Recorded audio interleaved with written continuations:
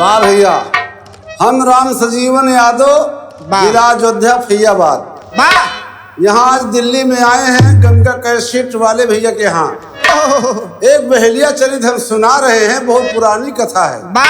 आप लोग ध्यान देंगे और हमारा अवसर भी है कि आप लोग मान सम्मान भी करेंगे। कैसे हो रहा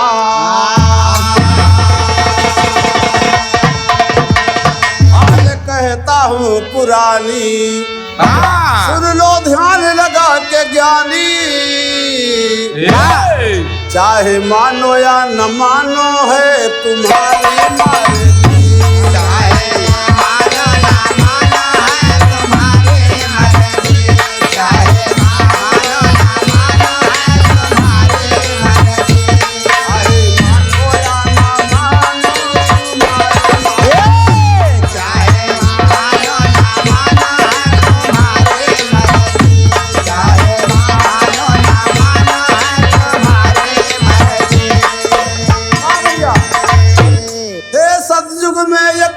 बहेलिया चिड़िया रोज फंसाता था।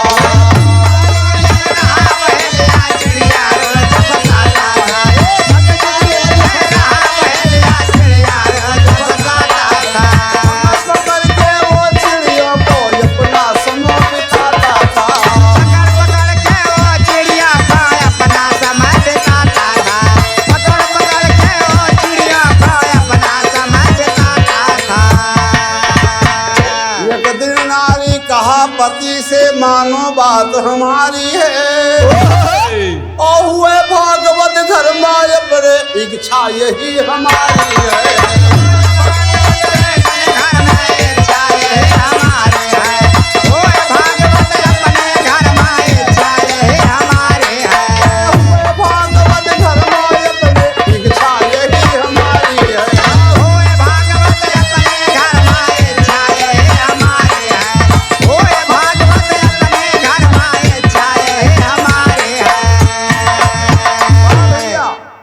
बहेलिया के औरत बहेलिया से कहा दिया है, बहुत चिड़ई मारिया बहुत पाप के हाथ। अरे एक दिन घरा में भगवान के कथा करा लिया। बहेलिया का कहता है भैया, कहा बहेलिया कथा भागवत घर में नहीं कराना है। रोज रोज जंगल में जाके चिड़िया मुझे फंसाना है।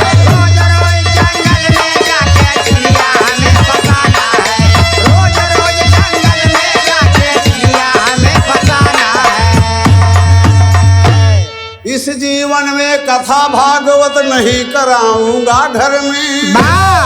खाने को कुछ कमी नहीं जब धनुष बाण मेरे घर में।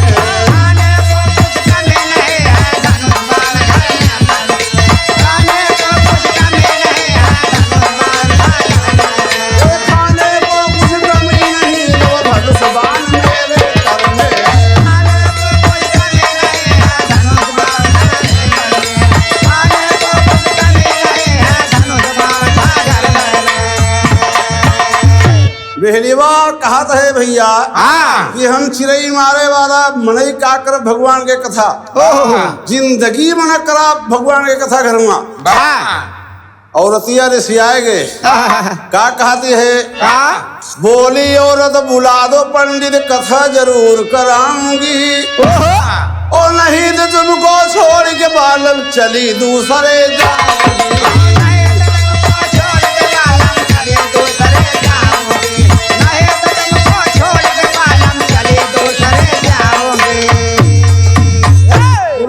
कहा दिया अगर हमारे घरे तू भगवान के कथा शायद ना करूबा तो हम तोहरे रहबो न करब, चली जा। तब 60 डेरान औरत ने जब यह पर न ठाना, तब पंडित घरे भय रवाना। चाहे मानो या ना मानो मानो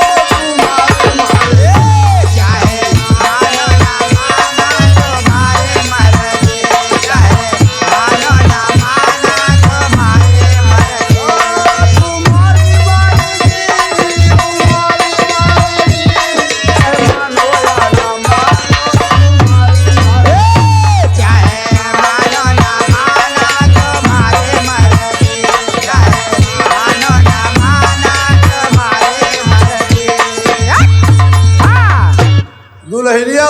सोचिस कि इनसे यस बात कही कि ये जरूर पंडित कलाम है। कहा दिया अगर कथा न करो बा हमारे घरे तो हम तोरे रहबू न करब। तब साथ डिरान बहलिए बा पंडित दादा खिया सरपट भाग जाके दादा से कहा है ये तरह सुनते चला बहलिया पंडित के घर आया है।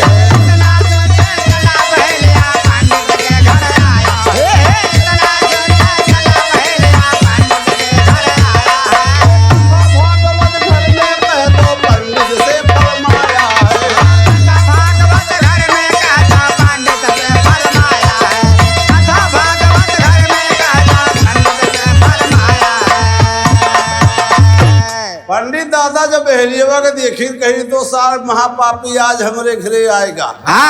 का सोचत है कथा भागवत घर में कह दो पंडित से फरमाया है। ये तरह सुनते पंडित जी ने दिल में तभी विचारा है और कैसे कथा कहूँ इसके घर ये पापी हत्यारा है।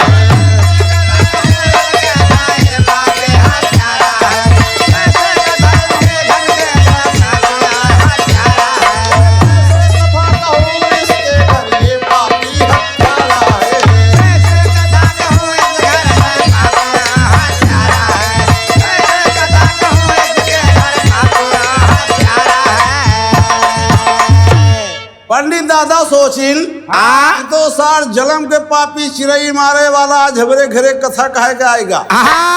एकरे घरे कथा कहेगे तो जितना सार पाप के है सब हमारे ऊपर काई। का सोचत है पंडित दादा इस कारण कोई करूँ बहाना तभी बात बन जाएगी और इस पापी के पापों से तब जान मेरी बच जाएगी।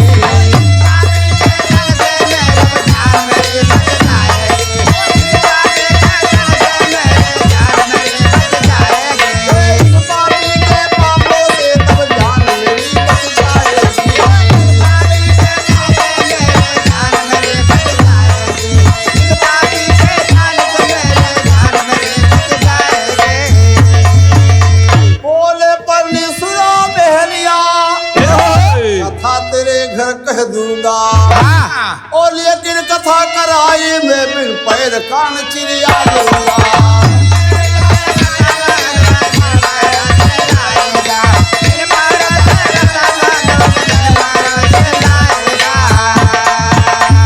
पंडित दादा सोचत है इनसे सारे से यह चीज मांगी कि हीरे न पावे। कहीं देखा तू बहलिया है दिन भर चिड़ई मारा था और बिना मुड़े गुड़े के ठू में चिड़ई लाए के दिया तब तोहरे घरे कथा कहे चली। पंडित सोचिन कि ना यशमीर के चिड़ई पहिए ना इनके घरे में जाए पड़ी। गर शर्त अगर मंजूर तुम्हें पहले जाके चिड़िया लाओ फिर चलो कथा कहने घर पर यदि इतनी बात निभा पाओ।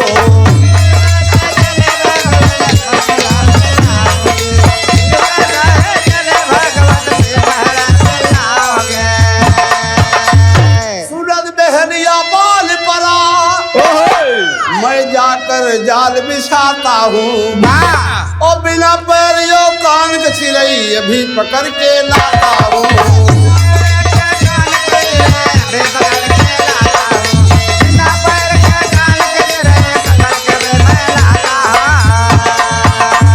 पहलिया सोचिस कि हेमेर के चिड़ई हुआ थी तब में पंडित दादा बताओ कहें अगर चिड़ई हेमेर के है तो हम बहलिया हैं जरूर हीरक चाहे जो भी दुनिया में मिले। ये कह के लौटा हत्यारा तब जंगल की बीच सिधारा चाहे मानो या ना मानो तुम्हारी मारे चाहे मानो ना मानो तुम्हारी मर्जी चाहे मानो ना मानो तुम्हारी मर्जी तुम्हारी मर्जी तुम्हारी मर्जी चाहे मानो या ना मानो तुम्हारी मर्जी चाहे मानो ना मानो तुम्हारी मर्जी चाहे मानो ना मानो तुम्हारी मर्जी। कहा था अगर पंडित दादा कहा था ये हिमजेर के चिरई है तो हम जरूर हेर के लाओ लेके जाल जंगल का बहरिया आएगा बाबा कही दादा तू चिरई की ताई न चल गया तुहे चिरई अब्बे ला के दी थी हम कैसे जाता है बिना पैरियो कान के चिरई नाही पर देखा तब तो उन्हें दादा के मिलई बिना पैरियो कान के चिरई नाही पर ही देखा अरे तभी बेहलिया अपने मनवा बहुत गवा घबराई हे कैसे कथा कराई जाय के भवनवा बिन पैर करवाई अराई खिलाई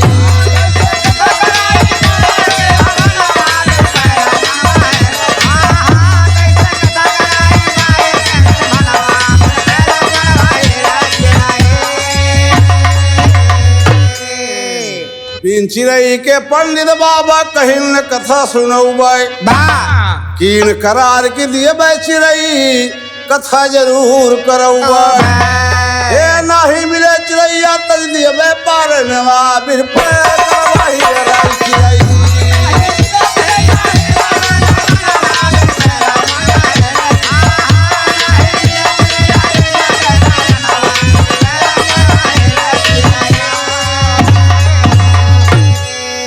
बेहलीवा सोचत है कि अगर आज चिरई बिना मुड़े गोड़े के हमें ना मिली हमारे घरे कथा ना भाई तो हम यही जंगल से लौट के न जाब यही आज मर जाब संझा हुई नक्शाल क्या करता है रसरीले जंगल बा पहुंचा लगा लगा रे फांसी अरे देख दसाई बधिक राज का क्षीर सिंध के बासी भगवान क्षीर सागर में सोत रहे देख दसाई बधिक राज का क्षीर सिंध के बासी हे बर के चिरैया बधि के समनवा बिन पैर करवाई अराई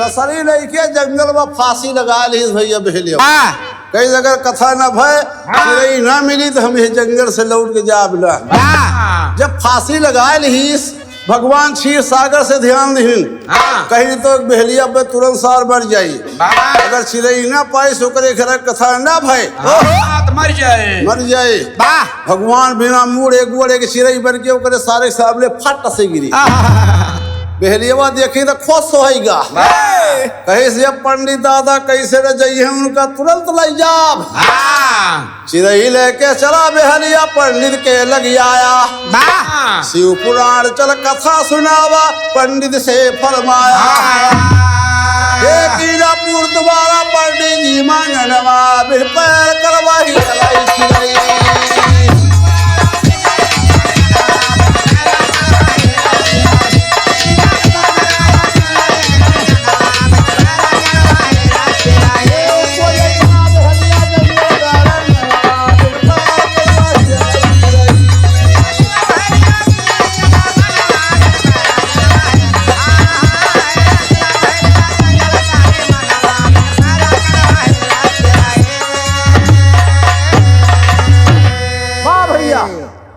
पंडित दादा के लगे चिरई लेके आवा बेहलिया पंडित दादा वह चिरई के देखी तो वो हुआ छोड़ी गए कहीं जिंदगी में चिरई नहीं देखे रहे इशार कहाँ से ले आवा लेकिन पंडित दादा बुद्धिमान हुआ थी विद्वान हुआ थी उनका विचार लाग गया कि हमें लागत चिरई नहीं है भगवान बेहलिया कहीं लाओ भैया तू चिरई हमका दिया और चला अपने घरे कथा के सामान सगरों को इकट्ठा करा अबे चिरई पोथी सब साथे लेके हम आ जाई थी बेहलिया चिरई दे के भाग अपने घर का कुछ दूर गवा तो सोचिस कि सदा हुए पंडित दादा ने हमें समझाना है दिन भरे के यहाँ भूखा लो हम आप चिरैया तो ले ली हमें सार चाहे ना हमें घूम पड़ा और पंडित दादा चिरई के भगवान जान के गन्ना में चौका लगाई के धाई दे रहे हाथ जोड़े खड़ा रहे पंडित दादा का मुंह वहरी के रहे और बहेलिया दुआरे वही डूढ़ी से झांकत है।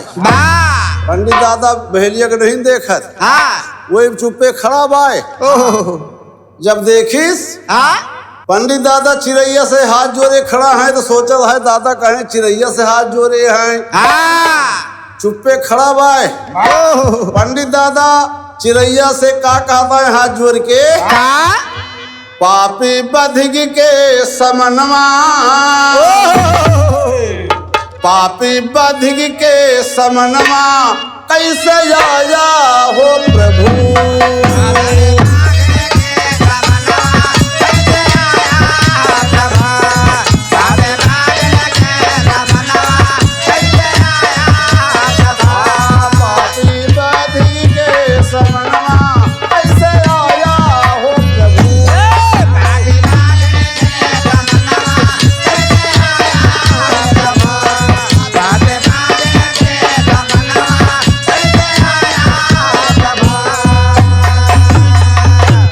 चौका लगा के पंडित दादा चिरई धरई अंगनवा, और हाथ जुअल के बिनती की ना सफाई करहु बयनवा। काहे धरियौ चिरई के तनवा कैसे आया हो प्रभु।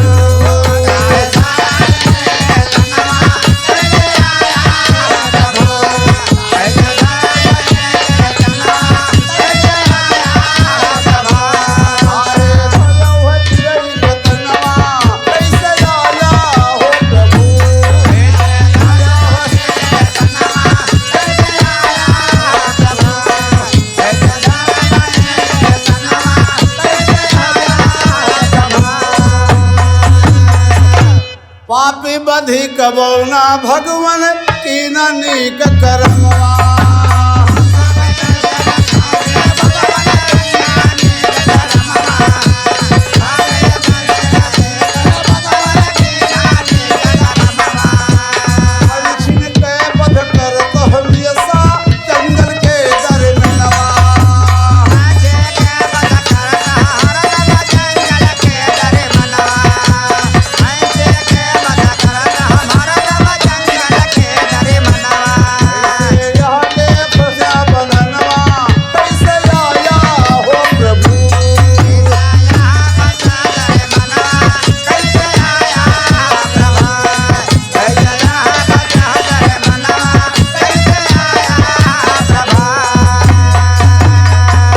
पंडित दादा कहता है भगवान तू कहाँ ये करे पापी के चक्कर में पड़ गया।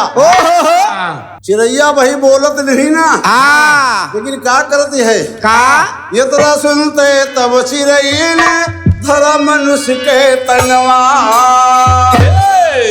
ये तरह सुनते तब चिरई ने धरा मनुष्य के तनवा।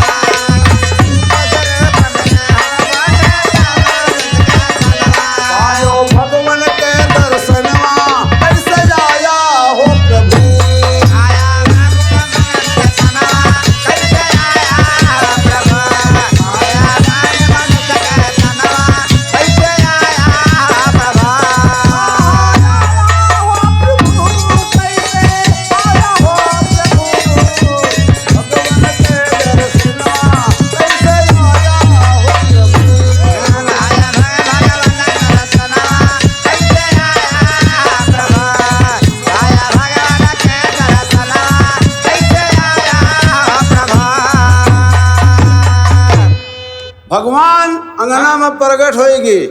पंडित दादा बहुत खुश हुए कि जिंदगी में कब्बो भगवान के नहीं पाए रहे हैं। बहुत तपस्या कहने लगी रात तो भगवान के अपने घर में पाए गए। बहुत खुश है पंडित दादा। वही बहलियों देख के बहुत खुश हुए। कहता जो हमारा चिरैये मनई बन जा तो हम क्या करे पंडित की कथा। इसे हम कथवे न सुनो वापर यह चिरैया लिया। रूप चतुर्भुज देख बहलिया अपने जभी नयनवा। चिरई लिए बे पंडित जी से सुनम न कथा पुरना पहुंचा पंडित के समनवा कैसे आया हो प्रभु पहुंचा पंडित के समनवा कैसे आया हो प्रभु पहुंचा पंडित के समनवा कैसे आया प्रभु राधिक के समनवा कैसे आया हो प्रभु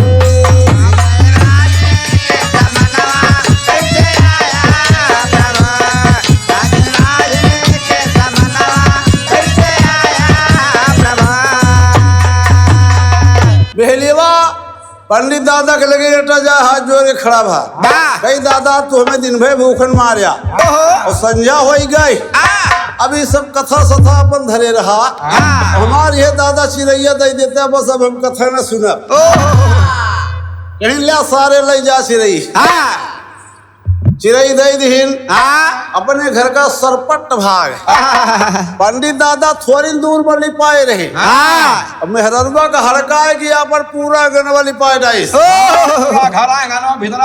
साफ लिपाए डाइस और चिरैयों को धई दीस वही गनम जैसे पंडित दादा धरे रहे और पंडित की नाई हाथ जोड़ के खड़ा भाई हाउ का कहता है चिरैया से रूपवा वैसे न धारो भगवन रूपवा वैसे न धारो भगवन जैसे ताबा हिल धरा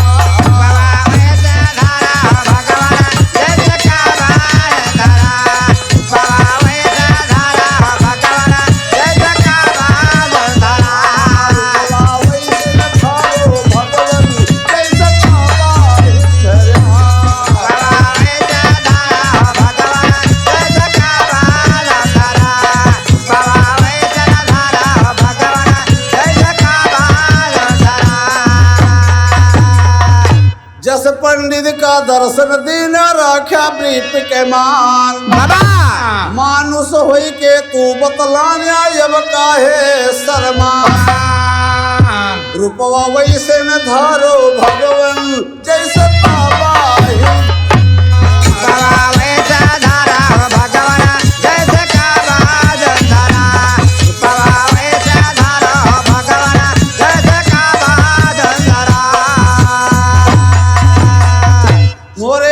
चिरई बन बैठा करत मुहरी अपमान औ गर मानुष के रूप न धरि व्या बहुत करब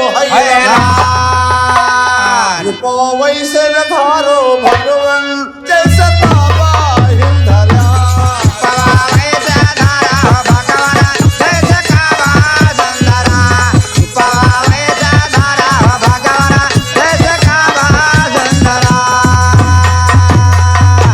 बेहलिया गुस्साता है कहता है अब्बे पंडित दादा खिया शायद के न बने भरे के यार भूखा तू है अब्बे काट के बनाए खाई जाब का कहत भाई का भैया कहत भाई कि अगर रूप न धरबू तो अब्बे तुम्हें मारी जाऊ नुच नाच पखना सब डाउ मिटाई दिया भाई निशान राज के बात सुन के तब चिरई घबरा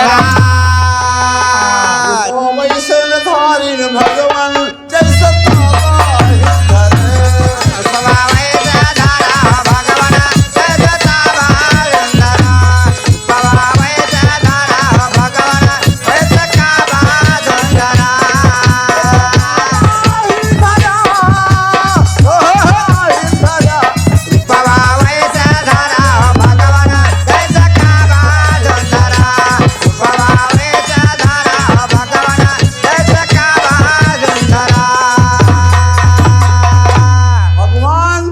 मारे डर के प्रगट हो गए वकरे गरमा शायद अब ना रूप धरबे ना प्रगट हो तो सारे एक बार उखाड़ जाए भगवान प्रगट हो गए रूप चतुर्भुज देख बहनिया अपने जभी नयनवा चिरई लिए पंडित जी से सुरभ कथा पुराना पंडित के समनवा कैसे आया हो पंडित के हो समनवा कैसे आया हो प्रभु पंडित के हो समनवा कैसे आया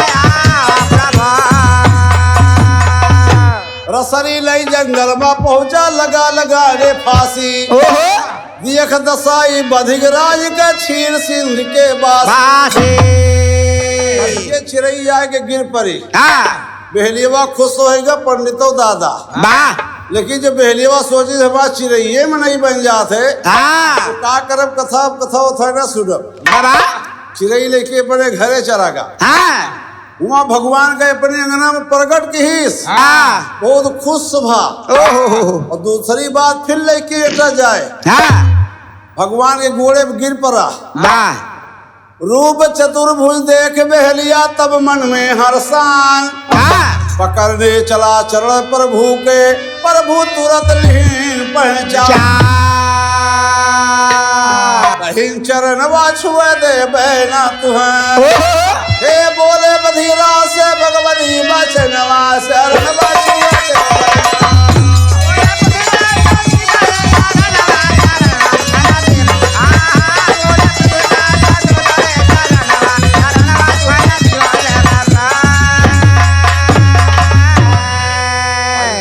तू पकड़ पकड़ के पाप यदि कर डाला और अब की चरण छुए ना देवे माना कहा हमारा वो चरण छुए का तू एक ले जल मवा शरण छुए देवा ना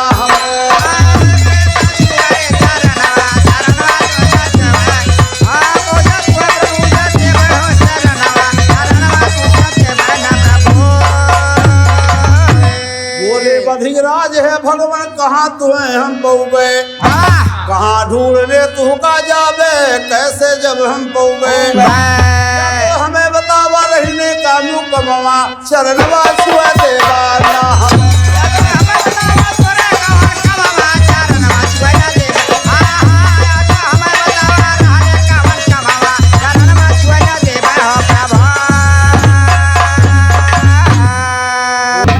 भगवान बधिरा से शीर सिंधमा रहबे वही चढ़िया के छू लेना और कहू न जाबे भगवान भे बताई के तुरंत अंतर धनवा शरणवा छुए दे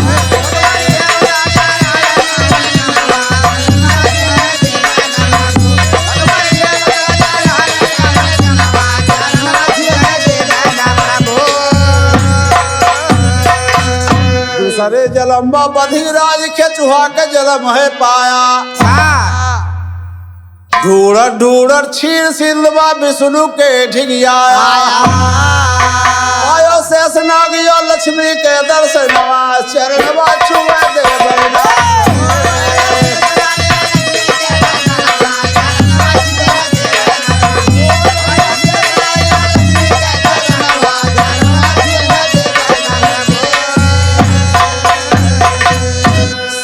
नाग की सैया पर विष्णु भगवान विराज रहे और बगल लक्ष्मी चरण दबाती तीनों प्राणी राज रहे खेचुहे ने जब चरण छुए को आगे जब ही पधारा है और अपने फड़ से शेष नाग ने उस खेचुहे को मारा है लक्ष्मण महाराज वो नहीं गोड़ छुए दीन भगवान के अपने फड़ से शेष नाग ने उस खेचुहे को मारा है खेचुहा छूने चरण ल पाया और त्रेता में केवट बनवाया चाहे मानो या ना मानो तुम्हारी मारे जी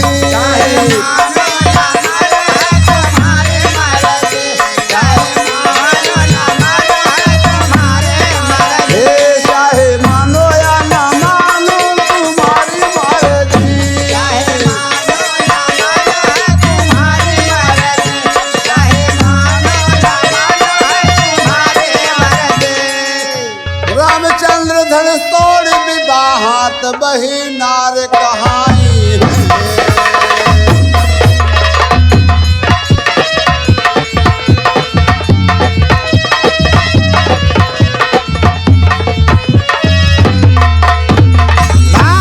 बात पिता की मान राम जी वन को जब भी सिधारे हैं वन को जब भी सिधारे हैं सीता लक्ष्मण तीनों प्राणी गंगा तट पर आए